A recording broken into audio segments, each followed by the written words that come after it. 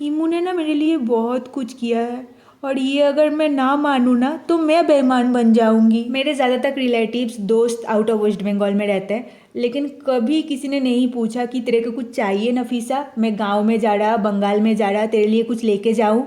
लेकिन ईमू ने हमेशा पूछा था।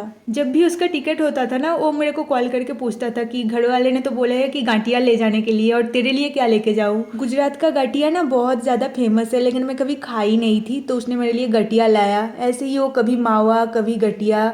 एक बार ना मेरा एग्ज़ाम था, मेरे एग्ज़ाम के टाइम पे वो आ रहा था, फिर उसने मुझे पूछा कि तेरे लिए क्या लेके जाऊँ। मैंने मम्मी से पूछी तो मम्मी ने बोली कि तू रिस्ट वॉच लाने के लिए बोल, एग्ज़ाम के टाइम पे तू रिस्ट वॉच पहन के जा पाएगी। तो उस बार वो मेरे लिए गुजरात से रिस्ट वॉच लाया था, और उसने मुझे 2 टेडी बियर्स भी दिए थे, एक छोटू सा और एक बड़ा वाला। मैं तो बीच में उसके साथ 6 साल बात ही नहीं की थी, लेकिन उसके डेथ हो जाने के 9-10 महीने पहले मैंने उसके साथ कांटेक्ट की थी, क्योंकि मुझे किसी का नंबर चाहिए था।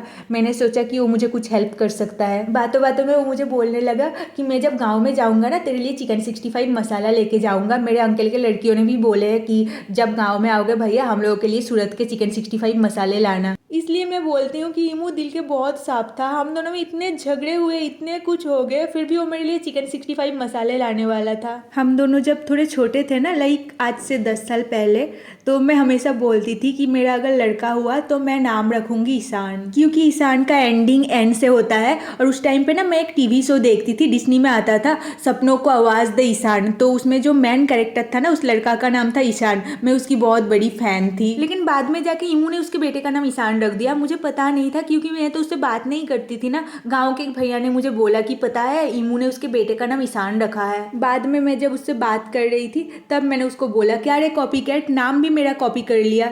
तो पहले वो मान नहीं रहा था, फिर उसने मान लिया कि हाँ उसने मेरा कॉपी किया। फिर जब वो गाँव में आया मैं उसके बेटे से मिली, मैं ईशान के लिए चॉकलेट लेके गई। ईशान ने चॉकलेट तो ले लिया, लेकिन मेरे गोदी में नहीं आया। ज़्यादा तक बच्चे ना खुद से मेरे गोदी में आ जाते, मैं लेना भी नहीं चाहती फिर भी आ जाते, लेकिन ईशान तो अलग ही निकला। फिर ईमू ने मुझे बोला कि चल तेरे को चिकन पकोड़े खिलाते। मैं बोली मैं कहीं पे नहीं जाऊंगी, तू मुझे स्टेशन से झालमुड़ी खिला।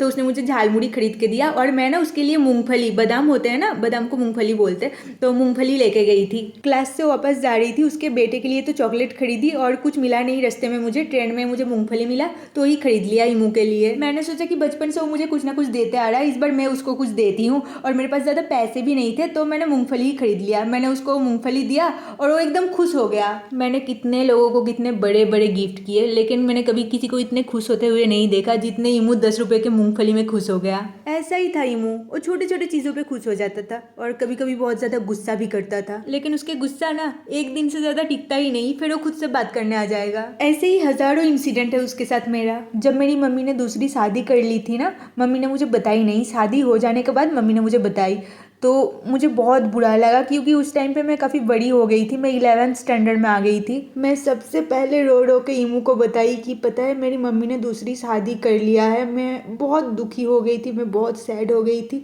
उस टाइम में ना ईमू ने मुझे संभाला, उसने उसका लाइफ स्टोरी सुनाया मुझे। उसने बोला पता है नफीसा, जिस दिन मेरे पापा का डेथ हो गया था ना, उस दिन रात के 2 बजे तक मैं, मेरा बड़ा भाई और सानी, हम तीनों बटतला में कब्र के पास में बैठे थे, जिससे मेरे पापा को कब्र में कम दर्द हो। उसने और भी मुझे बहुत कुछ बोला था, उसके मम्मी पापा के बारे में, उसके लाइफ के बारे में। उसने मुझे बोला कि तेरी मम्मी की शादी हो गई तो क्या हुआ, मैं तुझे देखूंगा। हाँ, बाद में वो अपने लाइफ में मूव हो गया, उसके बीवी बच्चे हो गए, मैं अपने लाइफ में मूव हो गई, लेकिन उस टाइम पे उसने मुझे साथ दिया था। इमू मुझे हमेशा चॉकलेट खिलाता था, उसको भी चॉकलेट खाना बहुत पसंद था। एक खरीदता था, हाफ मुझे देता, हाफ वो खुद खा जाता। फेरेरो रोसर की जो चॉकलेट बॉल होते हैं ना, वो इमू ने ही मुझे फर्स्ट खिलाया था, वही फर्स्ट वही लास्ट, उसके बाद मैं कभी खरीद के भी नहीं खाई, वो उतने महंगे होते हैं ना। और डार्क फैंटेसी जो बिस्किट है ना, वो भी उस टाइम में नए नए आए थे मार्केट में, हम दोनों बहुत डार्क फैंटेसी खाते थे। इमू की जो स्टेप मॉम है ना, वो आंटी बहुत अच्छी खीर बनाती है। इमू ने एक दिन मुझे बोला पता है मेरी मम्मी बहुत अच्छी खीर बनाती है, मैं तेरे को खिलाऊंगी। फिर वो अपनी छोटी माँ को 1000 रुपए दे के मेरे लिए खीर बना के लाया था। उसको जो चीज पसंद आता था ना, वो चीज वो मुझे भी खिलाता था। एक बार उसको कहीं के चिकन सूप पसंद आ गया, तो उसने मुझे वो चिकन सूप भी पिलाया। उस टाइम में ना वो जिम में जाता था, इसलिए वो कच्चा अंडा के साथ दूध पीता था।